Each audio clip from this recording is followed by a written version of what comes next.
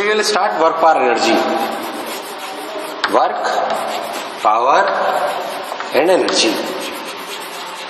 चलो हम सर्कुलर पढ़ चुके हैं, फ्रिक्शन पढ़ चुके हैं, काइनेमेटिक्स पढ़ चुके हैं, एनएलएम पढ़ चुके हैं। अगर हम वर्क और एनर्जी बात करें, सबसे पहली चीज हमें पढ़नी चाहिए वर्क। क्या पढ़ना चाहिए? वर्क और एनर्जी एक ही बात है, कुछ एक बात तो नहीं कह सकते, पर उनकी यूनिट सेम है। क्या सेम है? यूनिट। हमने किसी चीज को कार्य करा तो उसको एनर्जी मिली, पर किस प्रकार मिली, कैसे कैसे क्या हुआ, उसकी चर्चा हम किसमें करेंगे? वर्क में। किसमें करेंगे? वर्क में। अगर हम सिंपल सी बात करें तो वर्क, क्या चीज? Work. How work is defined, कैसे वर्क को डिफाइन करा गया? पहली बात, ये स्केलर है कि वेक्टर? सब लोग बताओ। ये स्केलर क्वांटिटी है। कैसी क्वांटिटी है? स्केलर। क्या पॉजिटिव नेगेटिव जीरो हो सकती है? हाँ, हो सकती है। तो इसे पॉजिटिव भी ले सकते हैं, नेगेटिव भी ले सकते हैं और जीरो भी ले सकते हैं। बहुत बढ़िया। इस यूनिट क्या होती है भाई? जूल। वो यूनिट होती है जो एनर्जी की होती है। सीजीएस में आर्क याद है कि भूल गए हो? पक्का है ना? 1/10⁷ आर्क है ना? कोई अपनी एसआई यूनिट है। कौन सी यूनिट है? SI unit. ठीक, ये अपनी वर्डन की यूनिट है। बेसिकली हमने किसी चीज को कार्य करा तो उससे उसमें क्या हुआ? हो सकता है उसमें कंप्रेशन आया हो सकता है कि उसमें काइनेटिक एनर्जी आई हो। It depends. हमने एनर्जी दी, वो उसके कई फॉर्म में जा सकती है। चलो भाई ठीक, देखते हैं how work done is defined. Work done की बेसिक डेफिनेशन सिंपल, अगर किसी ब्लॉक पर ऐसे बताया गया कि अगर सिंपल कोई ब्लॉक है, मास m है, उस पर अगर कोई फोर्स लगाया जाए, सब इंपैक्ट फोर्स का ही है। फोर्स लगाएंगे तो कार्य होगा तो उसमें काइनेटिक एनर्जी आएगी, तो अपन एनर्जी पे चर्चा करेंगे। मान लो कि किसी चीज पे मैंने ऐसे F लगाया, हम जानते हैं ऐसे F लगाया, क्या ये ब्लॉक सीधा चलेगा कि कैसे चलेगा? क्या डिस्प्लेसमेंट इधर होगा? बोलो क्लियर। मान लो कि पार्टिकल इतना डिस्प्लेस हो गया ds, कितना डिस्प्लेस हो गया? ds। बोलो क्लियर। तो हमने बोला कि असलियत में ये जो F है, इसके इधर वाले कंपोनेंट ने इसको चलाया, तो अपन ध्यान से देखें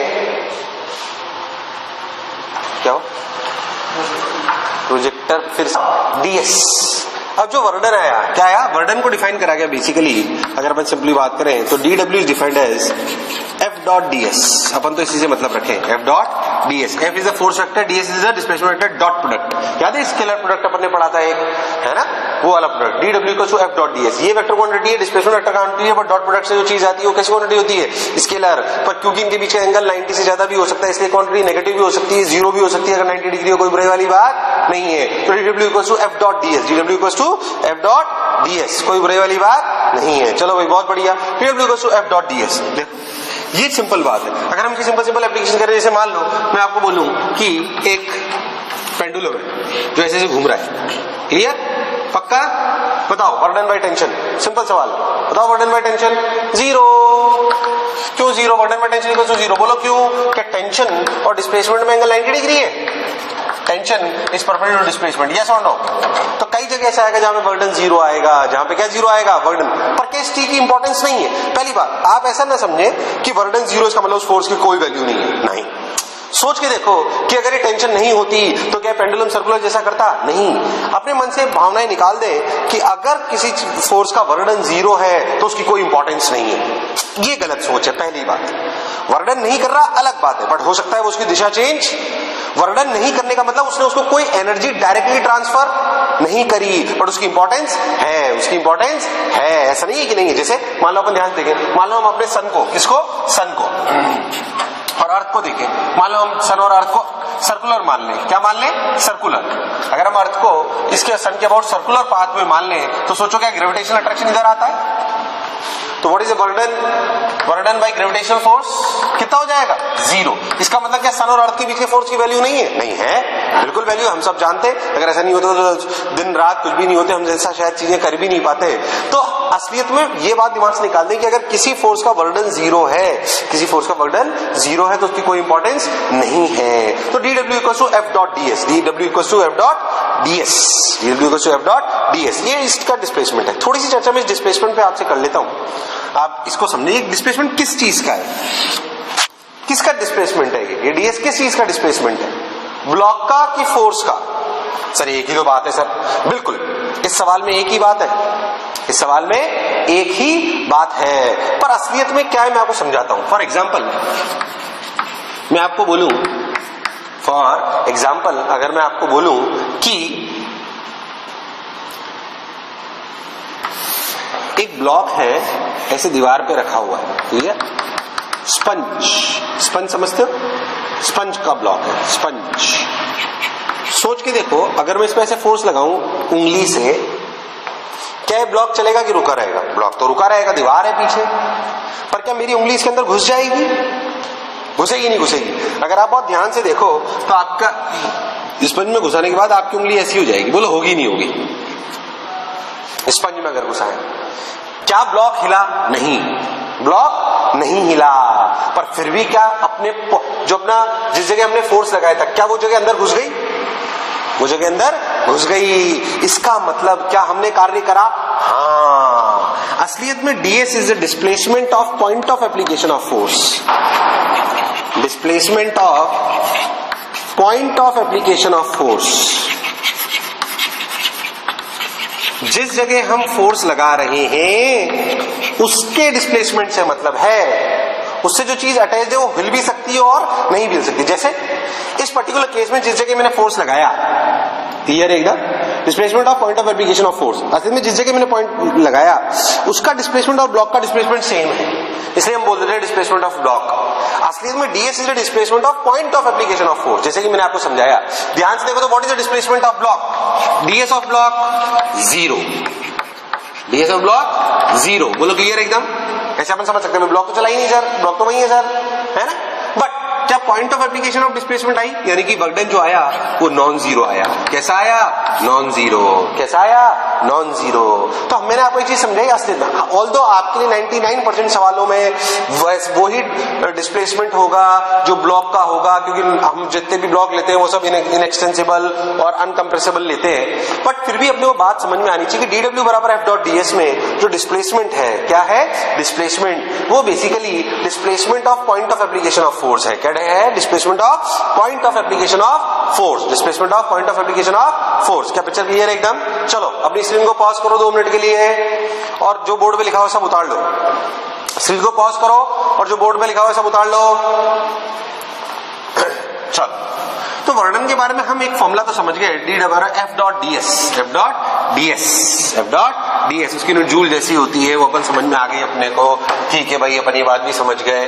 और बात करते हैं भाई, मेनली हमें वर्णन निकालना आना चाहिए, मेनली हमें वर्णन निकालना आना चाहिए। देखो कैसे, अलग अलग फोर्सेस का वर्णन हमें निकालना आना चाहिए। जैसे मान लो मैं आपको बोलूं एग्जांपल कि एक बॉडी है, मास m, एक ब्लॉक है जिसपे फोर्स लग रहा है। सपोज आपको फोर्स दे दिया जाए 2i cap plus 3j cap plus 2k cap, और इस ब्लॉक को ले जाया जा रहा है सपोज करो 1,2 से 3,4।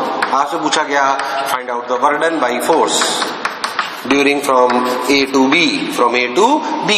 अब हमें पता है ये वेक्टर फॉर्म है तो हम इसको वेक्टर की तरह ही लिखेंगे। हमें पता है किसे लिखा जाता है, F डॉट ds। मैं तो बेसिक से लिखता हूं भाई, अगर हम वर्डन निकालना है तो देखो dw बराबर क्या लिखा जाएगा, F vector dot ds vector. अगर आप बहुत ध्यान से देखो, अगर इसे वेक्टर फॉर्म में लिखना चाहते हो तो इसे लिखना चाहिए F vector dot dxi cap plus dy j cap plus dz k cap. बोलो सही बोल रहा हूं क्या? का इंटीग्रेशन इज द टोटल वर्डन। बोलो सही है क्या? चलो अब f के लिए लिख दो। f के लिए कितनी है? 2i cap plus 3j cap plus 2k cap, है ना, dot dxi cap plus dy j cap plus dz k cap. ठीक, सिंपल है। अब देखो तो अपन क्या लिखेंगे, integration 2dx plus integration 3dy plus integration 2dz। चलो x की लिमिट कहां से कहां तक? 1 से 3। z भी इसमें कोऑर्डिनेट मान लेते हैं 1, कुछ भी ले लो, 3, है ना, 1 से 3। y की लिमिट 2 से 4, z की लिमिट 1 से 3। क्या इसका इंटीग्रेशन आ जाएगा? 2x, लिमिट लगाओ 3 माइनस 2, क्या 4 हो जाएगा? कितना हो जाएगा? 4। ये हो जाएगा 4। हाँ, ये भी कितना हो जाएगा? 3 2 जा 6। वो कितना हो जाएगा? 4। कितना आया? 16, सॉरी 14 जूल। सवाल ऐसी कोई इंपॉर्टेंट बात नहीं थी, मेन बात थी ऐसे लिखना। आपको जब भी वर्णन किसी भी वेक्टर फॉर्म में दिया हो, क्या अपन वर्णन को ऐसे लिख सकते हैं? अपन वर्डन को ऐसे लिख सकते हैं, उसके लिए परेशान होने की कोई जरूरत नहीं। सिंपल सिंपल सवाल मैं आपको वर्डन बताता हूँ, देखो ध्यान से। मान लो मैं आपको बोल दूं कि एक ब्लॉक है, सिंपल सवाल सब लोग सब बताएंगे। मान लो मैं आपको बोलूं कि एक फोर्स है 10 न्यूटन का इधर लग रहा है 37 डिग्री पे, क्लियर है एकदम, है ना। और मैं आपको बोलूं 2 kg का मास है और आपको बोला जाए कोई फ्रिक्शन विक्शन नहीं है, म्यू इक्वल्स टू 0 है, टी इक्वल्स टू 0 पे पार्टिकल की रफ्तार भी 0 है, ठीक। अब आपसे पूछा जाए बताओ वर्डन इन 2 सेकेंड्स, वर्डन इन 2 सेकेंड्स, क्या आप सवाल कर सकते हो सब लोग? सिंपल सवाल है बिल्कुल। क्या आप स्क्रीन को रोको 30 सेकंड्स के लिए और ये सवाल कर दो, मुझे नहीं लगता है कोई बहुत टफ सवाल है। वर्डन इन 2 सेकंड्स, कोई बुराई वाली बात नहीं है। क्या वर्डन इन 2 सेकंड का मतलब कि हमें 2 सेकंड में डिस्प्लेसमेंट निकालना आना चाहिए? क्या डिस्प्लेसमेंट निकालने के लिए क्या हमें इसका एक्सेलरेशन लिखना आना चाहिए? 10 का इधर कंपोनेंट क्या 8 है, 8/2 का एक्सेलरेशन है, एक्सेलरेशन की भी 4 मीटर पर सेकंड स्क्वायर है, यानी डिस्प्लेसमेंट की वैल्यू बराबर ut plus half of 80 square, यानी कि हाफ 4 × 2 स्क्वायर, कोई बुराई वाली बात नहीं। 2 ने 2 को मार दिया, आया 8 मीटर, यानी कि वर्डन जो अपना आया वो कितना आया, वो आया 10 × 8 × cos 37, यानी कि आंसर आया 8 × 8 64 जूल। बोलो यस और नो। क्या इस तरह के सवाल होंगे सब लोग कर लेंगे?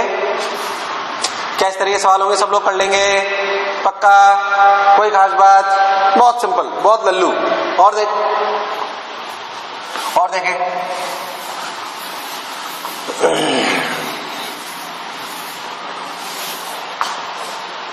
मान लो मैं आपको एक सवाल दूं, देखो ध्यान से, कि एक ट्रक है ना, एक ट्रक है, वो ट्रक एक रोड पे चल रहा है। मान लो उस ट्रक पे एक वेज रखी हुई है, मान लो ट्रक की रफ्तार 4 मीटर पर सेकंड है, कितनी है? 4 मीटर पर सेकंड। चलो पहली बात, ये एंगल 37 डिग्री दिया हुआ है, ये फिक्स्ड है। इसके ऊपर एक ब्लॉक रख दिया 2 kg का, कितने का? ये at rest with respect to truck, at rest with respect to truck, at rest with respect to truck, ठीक। पहले तो ये क्यों रेस्ट पे रहेगा बताओ? क्या इस ब्लॉक पे फ्रिक्शन लग रहा होगा? क्या लग रहा होगा? फ्रिक्शन लग रहा होगा, तभी ये रेस्ट पे रहेगा, वरना रेस्ट पे रहना पॉसिबल नहीं है। तो बताए सवाल क्या पूछा? सवाल पूछा find out the वर्डन, find वर्डन in 2 second, find वर्डन in 2 second. मान लो ऐसी बात हमसे पूछी गई, फाइंड वर्डन इन 2 सेकेंड। अब देखो आराम से स्क्रीन को पॉज करो 1 मिनट के लिए और सवाल को करो, फिर सॉल्यूशन देखना। पॉज कर लो स्क्रीन को, चलो देखो अब सिंपल क्या है, 2 kg वाले ब्लॉक पे ध्यान से देखो तो आपसे पूछेगा work done by friction, work done by friction in 2 second. तो work done by friction in 2 second कैसे करेंगे? Work done by friction in 2 second, work done by friction, देखो ध्यान से, अगर आप इस 2 kg को ध्यान से देखो तो इस 2 kg पे नीचे लग रहा था 20 sin 37, 20 sin 37 का मतलब 12 न्यूटन। क्या ये 12 न्यूटन को बैलेंस कौन कर रहा था? फ्रिक्शन। कौन कर रहा था? फ्रिक्शन। क्या फ्रिक्शन पीछे लग रहा था? क्या फ्रिक्शन के लिए 12 न्यूटन ही थी? अब सोचो 2 सेकंड में पूरा सिस्टम कितना चल गया? 2 सेकंड में पूरा सिस्टम चल गया 8 मीटर। कितना चल गया? 8 मीटर। सोचो अब अगर आप बहुत ध्यान से देखो तो ये एंगल 37 डिग्री है, डिस्प्लेसमेंट और फ्रिक्शनल फोर्स में ये एंगल है, ये 37, ये 37, ये 180 माइनस 37। बोलो सही है क्या? अगर आप बहुत ध्यान से देखो तो वर्डन बाय फ्रिक्शन क्या हुआ? वर्डन बाय फ्रिक्शन हुआ, सब लोग ध्यान से देखें, वर्डन बाय फ्रिक्शन हुआ 12 into 8 into cos 180 minus 37, cos 180 minus 37 is minus cos 37, सही बोल रहा हूँ क्या? लिख लो पूरा, cos 180 minus 37, 180 minus 37 is nothing but 12 into 8 into cos 180 minus 37 is minus cos 37, कितना? Minus cos 37, minus cos 37 का मतलब कितना हुआ? cos 37 के लिए 4/5, यानी कि 12 into 8 into 4/5 माइनस के साथ। बोलो क्लियर है क्या? पक्का? सोच, क्या इसी सवाल में मैं आपसे नॉर्मल का वर्णन भी पूछ सकता था? बिल्कुल। सोचो, क्या नॉर्मल ऐसे था? सोच, यहाँ पे नॉर्मल ऐसे होता? क्या नॉर्मल इधर 16 के बराबर होता? नॉर्मल का वर्णन बताओ, पॉजिटिव आता नेगेटिव? पॉजिटिव। देखो, क्या मैं आपसे नॉर्मल का वर्णन भी पूछ सकता था? क्या मैं आपसे फ्रिक्शन का वर्डन भी पूछ लिया है? इस तरीके के भी सवाल होंगे तो हमें वर्डन निकालने में कोई तकलीफ नहीं होगी। अच्छा, मैं एक चीज और आपसे जानना चाहता हूं, क्या वर्डन डिपेंड्स ऑन फ्रेम? क्या वर्डन डिपेंड्स ऑन फ्रेम? बताओ। यस। क्या work done depends on frame? Yes, बिल्कुल। Work done depends on frame, work done depends on frame, work done depends on frame. Work done depends on frame से क्या मतलब, क्यों, तो वर्डन क्यों फ्रेम पर डिपेंड करता है? देखो क्या DW equals to F dot DS, हाँ, क्या डिस्प्लेसमेंट डिपेंड्स ऑन फ्रेम, हाँ, क्या डिस्प्लेसमेंट डिपेंड्स ऑन फ्रेम, कोई बुरे वाली बात नहीं है, डिस्प्लेसमेंट डिपेंड्स ऑन फ्रेम, पक्का सच्ची, displacement depends on frame, clear है एकदम, ठीक भाई। तो डिस्प्लेसमेंट डिपेंड्स ऑन फ्रेम, इसलिए वर्डन भी डिपेंड करता है। जैसे ये जो मैंने वर्डन पूछा 2 सेकंड में, वर्डन बाय फ्रिक्शन इन 2 सेकंड, तो ये अंडरस्टूड था कि ग्राउंड फ्रेम में था। कौन से में था? ग्राउंड फ्रेम, बोलो क्लियर। अगर इसी सवाल में मैं चीटा बन के यहां बैठ जाता, कहां बैठ जाता? ट्रक पे। So what is the work done by friction with respect to cheetah? क्या आंसर होगा आप लोगों का? सोच के बोले, what is the work done by friction with respect to cheetah? बताओ क्या आंसर होगा आपका? ऑब्वियसली 0। क्या होगा? 0। क्यों होगा 0? अरे क्या चीटे के लिए इसका कोई डिस्प्लेसमेंट हो रहा है? नहीं, 8 मीटर तो चलिए थोड़ी चलेगा चीटे के लिए, चीटे के लिए तो 0 चलेगा। चीटे के लिए कितना चलेगा? 0। और अगर वो चीटे के लिए 0 चलेगा तो वर्डन कितना हो जाएगा? 0। इसलिए एक बात याद रखें कि work done by any force depends on frame, work done by any force depends on frame, work done by any force depends on frame. क्या पिक्चर क्लियर है एकदम? पक्का। ऐसे कई प्रकार के सवाल आ सकते हैं। हो सकता है हम पूरे सिस्टम को लिफ्ट में रख दें, लिफ्ट ऊपर ले जाएं, एक्सलेट कर लें। सोचो एक्सलेट कर लेंगे तो क्या सूडो भी आने लगेगा? तो कई प्रकार के सवाल ऐसे अपन कर सकते हैं। बेसिक अगर कोई भी ऐसे सवाल हो तो अपने को उनको करना आना चाहिए। और देखो, मान लो मैं आपको बोलूं कि और किस किस तरीके से सवाल आ सकते हैं, देखते हैं ध्यान से। मान लो मैं आपको बोलूं कि, सब लोग देखें ध्यान से, देखो मान लो कि अपन 2-3 सवाल इस प्रकार के कर लेते हैं कि कोई ब्लॉक है, क्या है, कोई ब्लॉक जिसका मास m है, मैं कह रहा हूं इस पर फोर्स लग रहा है, ये ओरिजिन पे रखा है। कहां रखा है? Suppose it is placed at origin. मान लो इसमें फोर्स लग रहा है, t इक्वल्स टू 0, कोई रफ्तार नहीं है, u इक्वल्स टू 0 है, कोई बुराई नहीं है। मान लो फोर्स की वैल्यू लग रही है 2x प्लस 2, फोर्स की वैल्यू है 2x प्लस 2, बोलो क्लियर? पक्का? क्या force varies with x? Basically मैं आपको सवाल कराना चाहता हूं कि अगर फोर्स x का फंक्शन हो, किसका फंक्शन हो? x का, तो भी हमारे लिए वर्डन निकालना कोई खास बात नहीं है। तो अगर फोर्स x का फंक्शन हो तो वर्डन क्या होगा?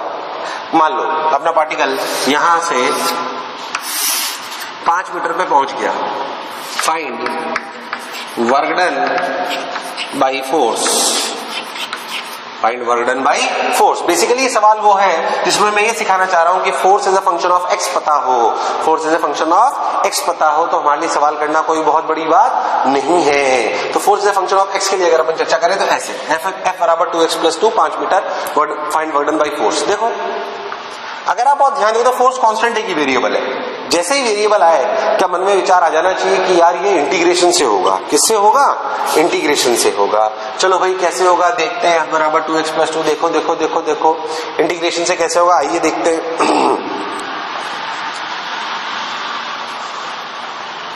dw की वैल्यू थी, मान लेते हैं कि हम ऐसा समझे कि हमारे ब्लॉक को हम x दूरी से जाके dx दूरी पे ले गए।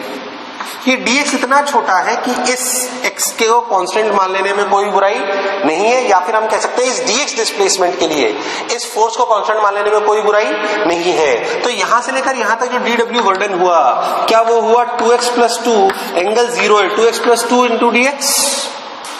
कैसे छोटे छोटे छोटे छोटे छोटे छोटे छोटे बहुत सारे वर्डन हमें जोड़ने 0 से 5 तक। कहां से कहां तक? 0 से 5 तक, 0 से 5 तक। तो क्यों ना हम लिमिट लगा लें? क्या लगा ले? लिमिट। क्या टोटल सारे वर्डन को जोड़ने के लिए लिमिट लगा लेनी चाहिए? बिल्कुल। तो लिमिट लगाएं x की कहां तक? 0 to 5 टोटल वर्डन।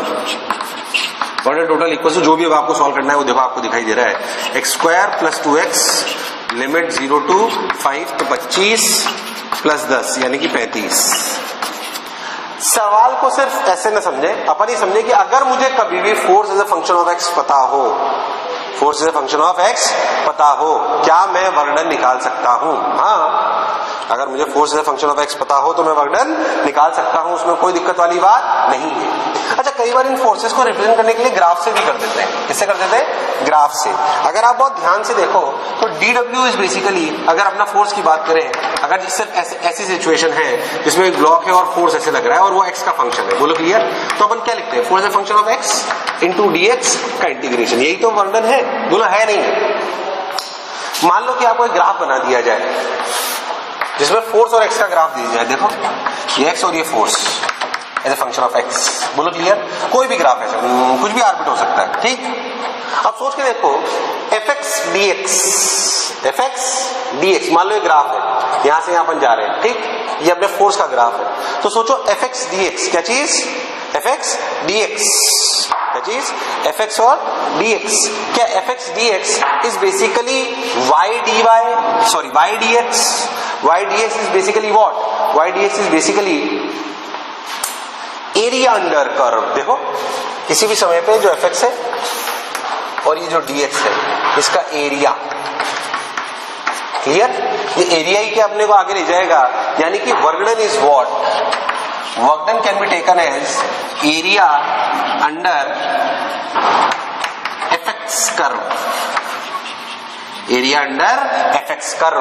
मतलब अगर कभी एफ और एक्स का कर्व दिया हुआ हो और आपसे वर्णन पूछा जाए तो आपको area under f x curve लिखना आना चाहिए। तो बस लिख दो सिंपल, जैसे मान लो मैं आपको एक एग्जांपल पूछ लूं जिसमें कोई खास बात नहीं है और मेरे हिसाब से सब लोग कर पाएंगे, कि फोर्स को ऐसे लिखा गया, देखो ये 2 मीटर, ये 4 मीटर, फोर्स के लिए 10 न्यूटन, क्लियर।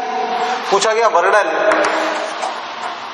टिल 4 मीटर, तो आपका आंसर क्या होगा, आपको पूरा सॉल्व करना पड़ेगा, डायरेक्ट एरिया लिख दें, एरिया लिख दें 10 2 20 और ये कितना 10, यानी कि 30 जूल, कितना 30 जूल, यानी कि अगर f is a function of x हो, f is a function of x हो तो हमें सवाल करने में कोई तकलीफ नहीं है। बोलो क्लियर है सबको, पक्का। चलो 2 मिनट के लिए स्क्रीन पॉज करो, उतारो।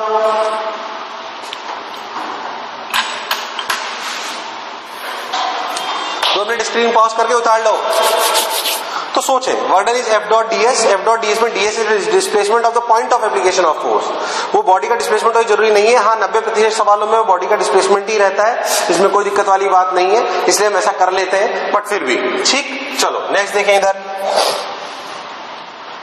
मान लो मैं आपको बोलूं कि फोर्स,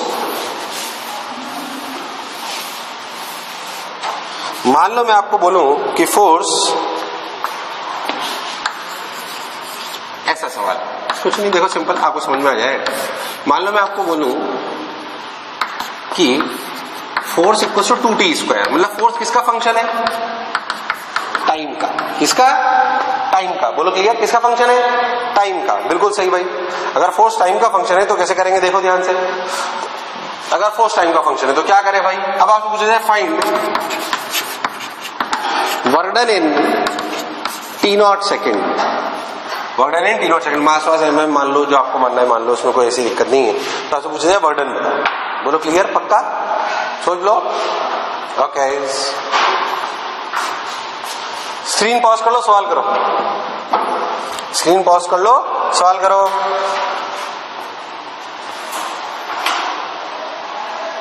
है ना, चलो मेरा वो लैपटॉप लिया, हाँ रखा है ना, वो लिया।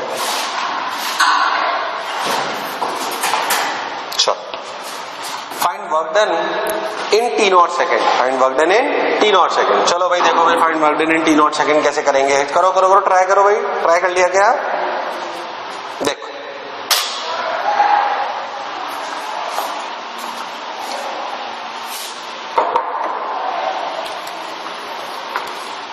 Find work done in t0 second, find work done in t0 second. चलो भाई आ जाओ, इधर देख, देखो ध्यान से,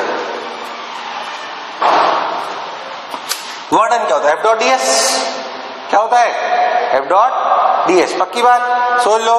चलो देखो, तो dw लिखा गया f डॉट ds या dx, जो आपको लेना है ले लो, ठीक। दोनों में एंगल 0 है, कोई बुरा वाली नहीं, f के लिए लिख दी 2t², क्या लिख दी गई 2t², बोलो क्लियर, एकदम पक्का, क्लियर 2t²। अब ध्यान दो तो dx, क्या इस dx बाई को लिख सकते हैं ऐसे, dx by dt into dt, तो dx by dt is what, velocity, तो क्या लिख सकते हैं 2t² into velocity into dt। अब वेलोसिटी कैसे निकाले, काइनेमेटिक्स, ध्यान देखो तो एक्सप्रेशन कितना है 2t स्क्वायर बाई एम। तो वेलोसिटी क्या है dv बराबर 2t square by m into d t. बोलो क्लियर है क्या? तो 0 टू v 0 टू t, ठीक। तो v की वैल्यू कितनी आई भाई? v के लिए देखो 2 by m t cube by 3। क्या v भी t का फंक्शन आ गया? v भी किसका फंक्शन आ गया? t का। देखो तो क्या लिखा गया 2t स्क्वायर 2t क्यूब, कोई गड़बड़ तो नहीं हो रही? नहीं, बिल्कुल सही है। 2t cube by 3m dt। तो लिखा गया work done dw 4 by 3m t की power 5 dt limit 0 to t nought. क्या आंसर आ जाएगा? आएगा नहीं आएगा? पक्का? अगर कभी भी t का फंक्शन हो, किसका फंक्शन हो? t का। सोच के देखो, मैंने x का फंक्शन, हाँ, x का फंक्शन ग्राफ के साथ, हाँ, t का फंक्शन वर्क डन। क्या अपन सवाल कर सकते हैं? पक्के से एकदम 100%, बस ऐसे करते हैं। तो क्या सीखा हमने कि भाई वर्क डन t का फंक्शन हो, वर्क डन x का फंक्शन हो, हमें कोई दिक्कत वाली बात नहीं है, हमें कोई दिक्कत वाली बात नहीं है ना। चल और देखो, आइए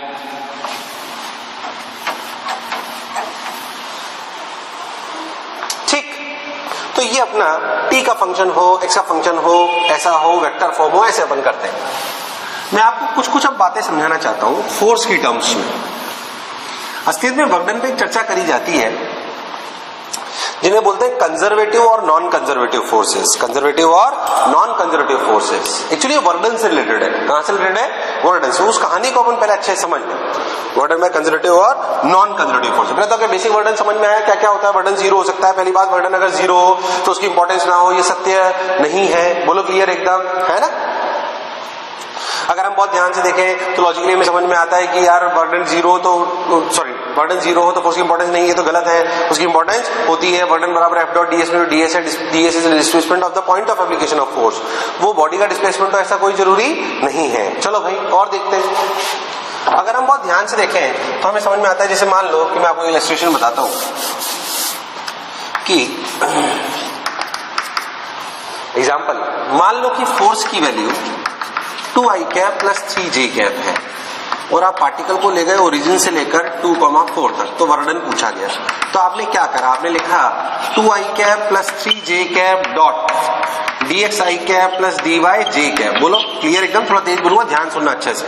तो हमने लिखा 2dx plus 3dy, clear? Integration लगा ली, लिमिट लगाई 0 टू 2, लिमिट लगाई 0 टू 4। तो 2 का डिफरेंशियल आया 2x, कितना आया? 2x। तो 2x अपने लिख देता कि x के लिए 2 तो 4 प्लस 3, उधर देखो लिमिट लगी 0 टू 4 तो 3 4 जा 12, तो कितना आया? 16 जूल। कितना? 16 जूल, 16 जूल वर्क डन आया। ठीक, इसमें क्या था सर? ध्यान से देखो, एक बात नोट करो कि 2i के प्लस 3j कैप कैसा फोर्स है? Constant force. कैसा फोर्स? Constant force. कैसा फोर्स? Constant force. क्लियर है एकदम? तो कांस्टेंट फोर्स है। चलो भाई बहुत बढ़िया।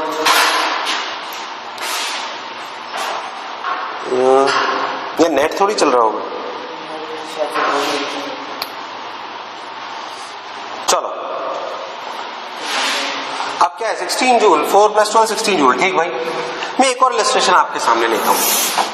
मान लो मैं आपको बोलूं कि फोर्स की वैल्यू है x square I cap plus Y J cap. बोलो क्लियर? पार्टिकल को ले गए 0,0 से वहीं 2,4, यही रख लेते हैं कोऑर्डिनेट। ठीक, 0,0 से 2,4 है। एक मिनट रुको, एक मिनट रुको। हाँ भैया बताओ ना, क्लास ले लो। हाँ मतलब अभी तो क्लास है। अभी 9:30 बजे ना, आप मान चलो 11:30 तक तो है।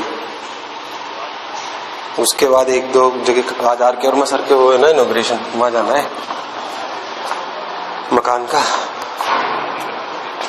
आज तो मुश्किल है। आज तो उनकी शादी है ना, टिंकू भी आ गया। आज तो ये सब लोग तो, मम्मी और तो वहीं बिजी है आज। अभी बासन हाँ तो हम बोल रहे थे 0,0 से 2,4 x square plus y cap. तो भैया DW वर्डन लिखने का तरीका तो वही है, तो हमने क्या लिखा, integration x square dx plus y dy, clear, integration कर दिया दोनों तरफ। यहाँ पे लिमिट लगाई 0 to 2, यहाँ लगाई 0 to 4, इसका इंटीग्रेशन आया x³/3, लिमिट लगा ली 0 to 2, और इसका इंटीग्रेशन आया y²/2, लिमिट लगा दी 0 to 4। चलो भाई ये आ गया 2 का क्यूब मतलब 2 4 4 3 8, 8/3 आ गया ये, और ये अपना y² यानी कि 16/2 यानी कि 8, क्लियर है एकदम। तो 3 8 24 प्लस 8 32/3। चलो वो तो एक अलग बात। फिर से ध्यान से देखो तो ये जो फोर्स था ये किस प्रकार का था, कुछ नोट करें। चलो मैं एक और इलस्ट्रेशन करता हूं, फिर आपको अंतर समझ में आएगा इस बात में। ध्यान से देखो, मान लो मैं आपको फोर्स की वैल्यू बोलूं ऐसी, देखो सब लोग कैसी फोर्स की वैल्यू देखो ध्यान से, 2xy i cap plus x² j cap, 2xy i cap plus x² j cap. देखो फिर से वहीं रखते हैं अपन 0,0 से 2,4। मैं इसके साथ एक और इलस्ट्रेशन और ले लेता हूं ताकि मैं आपको अंतर समझा पाऊं कि मान लो फोर्स की वैल्यू है सिंपली 2y i कैप 0,0 से 2,4, क्लियर। दोनों में वर्णन लिखते हैं, आइए मिलके लिखते हैं। dw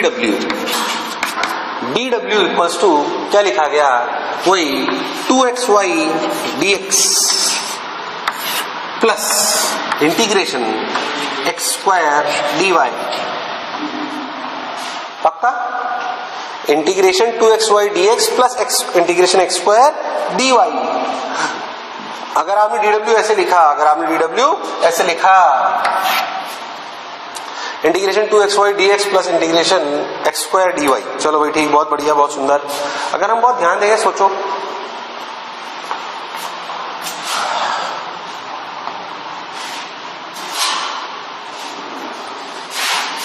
xy dx x² dy, इसे इंटीग्रेट कर सकते हो क्या लिमिट लगा के x की? नहीं, क्यों? फंस गए, y फंस गए ना। इसे इंटीग्रेट कर सकते हो क्या? नहीं। यहां पे भी लिखते हैं, चलो एक बार थोड़ी थोड़ी अक्ल लगाते हैं। 2y dx कैसे इंटीग्रेट कर सकते हो? अरे y x वेरिएबल कैसे सॉल्व करोगे? पक्का, अब फंस गए अपन तो। ठीक, सोचो, इसको थोड़ा और इधर उधर लिखते हैं। 2xy dx plus x² dy, ऐसे लिखो। कुछ हो सकता है क्या? मैं इसे ऐसे लिख सकता हूं, integration d of x² y, differentiation of x² y। क्या इसको ऐसे लिखा जा सकता है? ऐसा। क्या यहां पे कुछ ऐसा कर सकता हूं? नहीं। इस स्टेप से इस स्टेप पे हर इक्वेशन में आ पाओगे ये जरूरी नहीं है, ये जरूरी नहीं है। आ पाओ तो आप बच पाओगे, वरना बच नहीं पाओगे। जैसे इसमें तो क्या करें, x² y को मान ले के, क्या मान ले के। अब सोचो, क्या ये हो गया इंटीग्रेशन d के, सोचो k की लिमिट, क्या इनिशियल k 0,0 g k की वैल्यू 0 है, बट फाइनल k की वैल्यू 2² यानी कि 4 4 जा 16 है। क्या d का इंटीग्रेशन k तो वैल्यू आई 16 जूल। बोलो क्लियर एकदम। यहां फंस गए, नॉट पॉसिबल, नॉट पॉसिबल। यहां तो तीनों में कोई दिक्कत नहीं आई। इन तीनों इलस्ट्रेशंस में और उस चौथे इलस्ट्रेशन में एक बेसिक अंतर है। इन तीनों इलस्ट्रेशन में सोच के देखो, क्या मैंने बोला कि आप ऐसे गए कि ऐसे गए, कोई फर्क? वर्णन 16 जूल। इसमें भी ऐसे गए, कैसे गए, कोई फर्क? इसमें भी देखो कोई फर्क नहीं पड़ा। पर सोचो, इसको सॉल्व आप तभी कर पाओगे जब आपको y as a function of x पता हो। y as not possible, possible only when y as a function of x is known, means path is known. अच्छा, मीन्स पाथ इज नोन, यानी कि कैसे गए, ऐसे अगर गए तो अलग आंसर आएगा, वर्णन 1। ऐसे गए तो आंसर अलग आएगा, वर्णन 1 इज नॉट इक्वल टू वर्णन 2। क्या वर्णन इज पाथ इंडिपेंडेंट? वर्णन इज सोच, यहाँ पे y का फंक्शन अलग होगा, यहाँ पे y का फंक्शन अलग होगा, तो क्या वर्णन अलग आएगा? यहाँ पे ऐसी कोई चर्चा, अरे सॉल्व करते वक्त कोई परेशानी नहीं आई, कोई सा भी बात ले लो, कोई फर्क पड़ने वाला नहीं है, ऐसी बात है। यानी कि अपने लिख दिया वर्णन इज पाथ इंडिपेंडेंट, वर्णन इज पाथ इंडिपेंडेंट। ध्यान दे, तो पहले तीनों इलस्ट्रेशन में वर्णन पाथ पर डिपेंड नहीं करता। ऐसे फोर्सेस जिनका वर्णन पाथ पे डिपेंड नहीं करता उन्हें कहते हैं कंजर्वेटिव फोर्सेस। क्या कहते हैं? Conservative forces. क्या कहते हैं? Conservative forces. नहीं आया पक्का? सच्ची? तो कंजर्वेटिव फोर्सेस क्या होते हैं? जिनका वर्णन पाथ पे डिपेंड नहीं करता, जिसकी तीन फॉर्मेट होती है। देखो, कांस्टेंट फोर्स, इसको ध्यान से देखो तो कैसी फॉर्मेट है। F vector equal to f x, मतलब आई के साथ एक्स का फंक्शन, वाई के साथ जे के साथ वाई का फंक्शन और के के साथ जेड का फंक्शन। तो आपको इंटीग्रेट करने में कभी भी कोई दिक्कत। और ये स्पेशल फॉर्मेट, इसे कहते हैं परफेक्ट डिफरेंशियल। क्या कहते हैं? Perfect differential format. ध्यान देखो, ये हमेशा होगा ऐसा जरूरी नहीं है। तो ये तीनों फोर्स कैसे फोर्स है? कंजर्वेटिव। और ये कैसा है? Non conservative. Non conservative force वो होते हैं जिनका वर्णन पाथ पे डिपेंड करता है, जिनका वर्णन पाथ पे डिपेंड करता है। कंजर्वेटिव फोर्सेस वो है जिनका वर्णन पाथ पे डिपेंड नहीं करता है। नॉन कंजर्वेटिव जिनका वर्णन पाथ पे डिपेंड करता है। कंजर्वेटिव फोर्सेस की तीन format, constant force F X I cap, F Y J cap, F Z K cap, and third is perfect differential. Sir हमें कैसे पता पड़ेगा परफेक्ट डिफरेंशियल? ऑब्वियस सी बात है, ऐसे पता पड़ेगा। हाँ, एक शॉर्ट ट्रिक है इसे पता करने की। ध्यान से देखो शॉर्ट ट्रिक क्या है। जैसे मैं बताता हूं, मान लो आपको फोर्स दिया जाए एक्स, मान लो आपको फोर्स दिया जाए 3x square Y square I cap plus 2x cube Y J cap. ये डिफरेंशियल है कि नहीं है? परफेक्ट डिफरेंशियल है नहीं है? वो दोनों तो नहीं है। सोच कैसे? इसे पार्शियली इंटीग्रेट करो। पार्शियली क्या करो? इंटीग्रेट। क्या करो? Partially integrate. तो क्या बन जाएगा एक्स के रिस्पेक्ट में? तो क्या बन जाएगा? X cube Y square. इसे पार्शियली इंटीग्रेट करो वाई के रिस्पेक्ट में, क्या बना? X cube Y square. अगर ये सारी टर्म्स ऐसे सेम आ जाए, इसका मतलब परफेक्ट डिफरेंशियल है। तो देख, इसका वर्णन डायरेक्ट क्या लिख सकते हैं? D W equals to integration D W equals to integration D of X cube Y square. देख, यहां पे भी ऐसा हो रहा है। हो रहा है क्या? समझ में आ रहा है क्या थोड़ा थोड़ा? तो बताओ कंजर्वेटिव फोर्सेस क्या होते हैं? कंजर्वेटिव फोर्सेस वो होते हैं जिनका वर्णन पाथ पे डिपेंड नहीं करता। हमारे लिए कंजर्वेटिव फोर्सेस कौन कौन है? जैसे अपने इलेक्ट्रोस्टैटिक फोर्स के Q × r स्क्वायर अपन पढ़ेंगे, अपने gravitational force G m1 m2 r square. मान लो अपन बात करेंगे अपन एक पार्टिकल को यहां से लेकर यहां तक लाए, क्या बताओ? ऐसे लाए, ऐसे लाए, ऐसे लाए, क्या वर्णन कांस्टेंट मानते हैं? यहां से यहां पहुंच गए, वर्णन mgh, वर्णन mgh कितना बाद में पढ़ेंगे mgh। बोलो क्लियर है क्या एकदम? ये कंजर्वेटिव फोर्स है। स्प्रिंग फोर्स हाफ के एक्स स्क्वायर आगे पढ़ेंगे अपन पोटेंशियल एनर्जी के साथ, अभी सब कंजर्वेटिव है। Non conservative force frictional force. कौन सा फोर्स? फ्रिक्शनल। सोचो एक ब्लॉक को मैं यहां से यहां चले जाऊं तो फ्रिक्शन कुछ कार्य करेगा? सोचो ऐसे ले जाऊं वहीं पहुंचे, बताओ किसमें फ्रिक्शन ज्यादा काम करेगा? जिसमें लेंथ ज्यादा चले, है कि नहीं है? इसका मतलब वर्णन बाय फ्रिक्शन क्या पाथ पे डिपेंड करता है? वर्णन बाय फ्रिक्शन क्या पाथ पे डिपेंड करता है? अगर करता है तो फिर ऐसी बात है। बोलो क्लियर? पक्का? एकदम पक्का? गुड। अब आराम से स्क्रीन को पॉज करो और क्या लिखोगे? Conservative forces are the forces. मैं लिखा रहा हूं, पहले लिखो conservative forces are the forces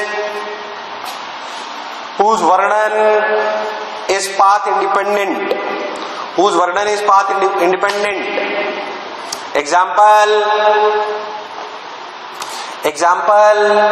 gravitational force, spring force, electrostatic force, etc.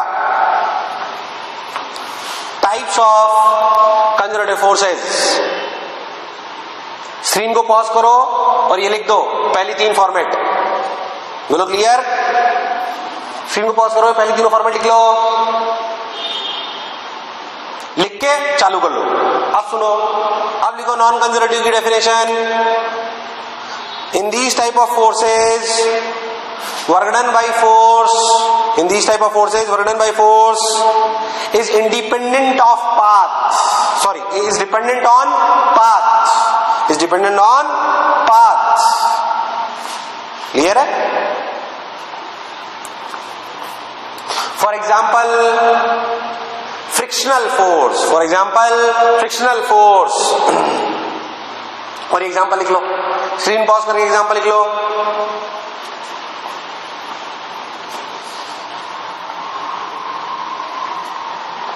चलो हम नेक्स्ट वन पढ़ेंगे भाई.